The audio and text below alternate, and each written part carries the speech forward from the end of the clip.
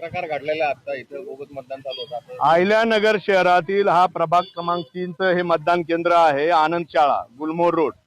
या मतदान केंद्रात काही लोक जवळपास आता इथे 50 कार्ड हे बोगस इलेक्शन का वोटिंग कार्ड 500 कार्ड आहेत इथे.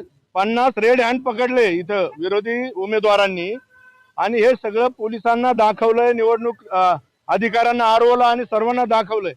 मात्र संबंधित 2 लोक फक्त तिथून बाहेर घेऊन गेलेत. कुठलीही कारवाई नाही, याचा रेकॉर्ड नाही, कुठला पंचनामा नाही.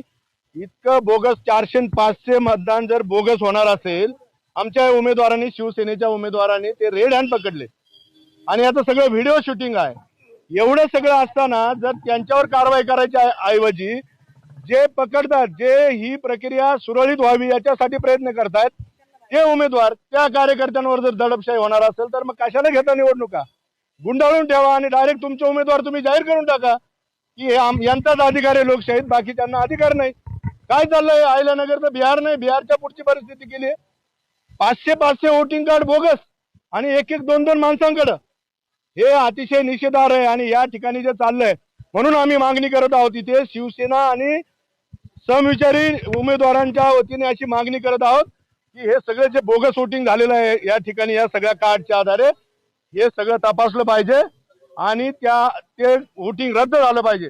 त्याच्यासाठी इथलं वोटिंग थांबलं तरी चालेल, पण अशा पद्धतीने बोगस वोटिंग करून जर ही निवडणूक प्रक्रिया पुढे जाणार असेल तर ती प्रामाणिक उमेदवारांवर अन्याय करणारी आहे, आमच्या शिवसेनेच्या उमेदवारांवर अन्याय करणारी आहे.